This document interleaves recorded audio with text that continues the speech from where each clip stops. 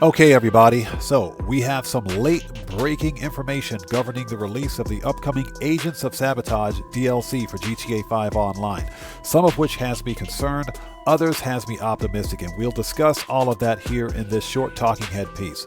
So what's up, everybody? OddMan105, aka the Odd One here, with a short talking head video on the upcoming winter DLC that's set to release in just a few short hours. So let's get right into this. Now, this information comes directly from TezFun2 over on Twitter. You guys go over and check him out. But according to Tez2, the Darnell Brothers Garment Factory comes with a passive income safe, a Mark II weapons workshop, and a Batcave-like basement garage offering fast travel between select locations via subterranean pathways. Now, that sounds pretty cool. The ability to fast travel is something that we never really had in GTA Online without having to job warp or change sessions by going to different spawn locations, so that's pretty cool. Now, this Batcave-like basement is more than likely going to be a reuse of an interior cell that we've seen with the arcade, for example. So you guys know that the arcade property has an underground basement area with a 10-car garage, so this is more than likely going to be a reuse of that asset.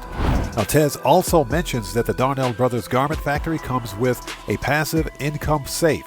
Now, as long as this wall safe has the ability to accumulate up to $250,000 without being locked behind a GTA Plus paywall, then I'm all for it.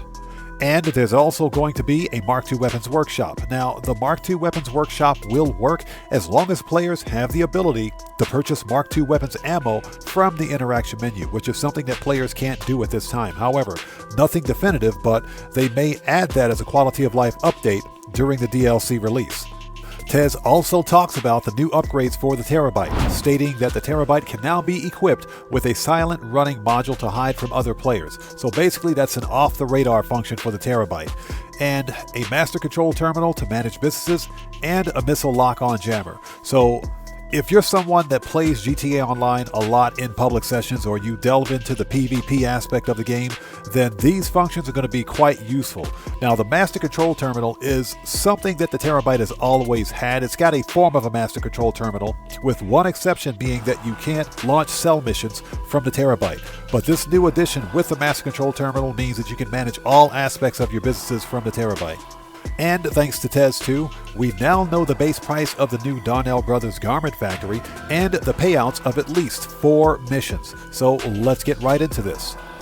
Now, the base price of the Garment Factory is $2,350,000, but once fully upgraded, I'm willing to bet that the Garment Factory is going to cost somewhere between $5.5 to $6 million. Now, what's funny is that if you guys can remember that back in story mode, we burned down the Garment Factory. But the sales advertisement for the Garment Factory clearly states, quote, "Please don't be put off by the devastating fire that destroyed all evidence of the previous business. We assure you the Garment Factory has been painstakingly refurbished, including the addition of a first-floor office space boasting privacy and security for all of your legitimate professional needs." So I think this is hilarious that Rockstar actually integrated the story mode story into GTA Online and made it canon. So now we know what happened after the Garment Factory fire in story mode. Now, as previously mentioned, there are at least 4 new missions with the upcoming DLC.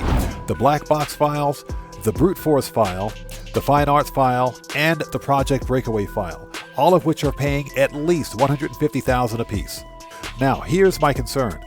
These missions are giving me Mercenaries DLC vibes all day long, and we all know how much of an unmitigated disaster the Mercenaries DLC was. Arguably the worst DLC in GTA Online history.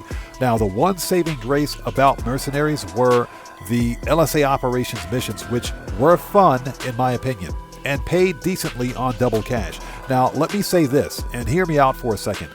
If these new missions are similar in length to the LSA operations missions, and if Rockstar took the time to write these missions so that they're neither unnecessarily long nor packed with grindy, artificial game lengthening mechanics, then this could make for a decent DLC.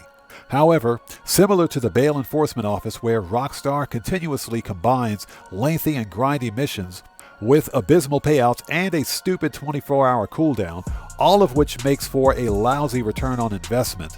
We won't be able to make a determination on exactly how good or bad these missions are until we get hands-on.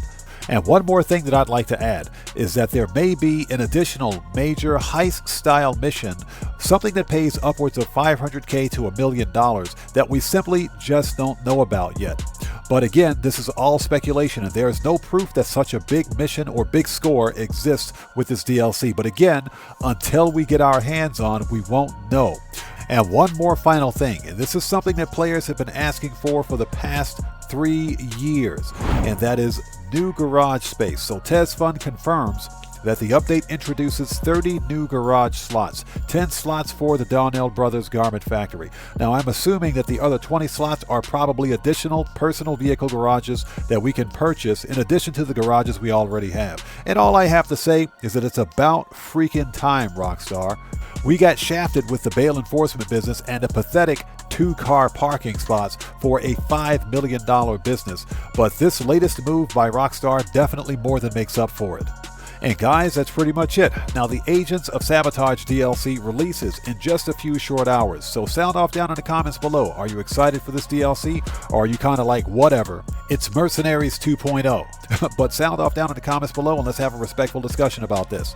And with that being said, this video is a wrap. I'm at OddMan105, aka The Odd One, and if you guys found this video informative, then you know what to do. Smash that subscriber button, hit that bell icon, leave a few likes while you're here, and hey, don't forget to check me out on Twitter at OddMan105. And I will see you guys when I see you guys in the next video.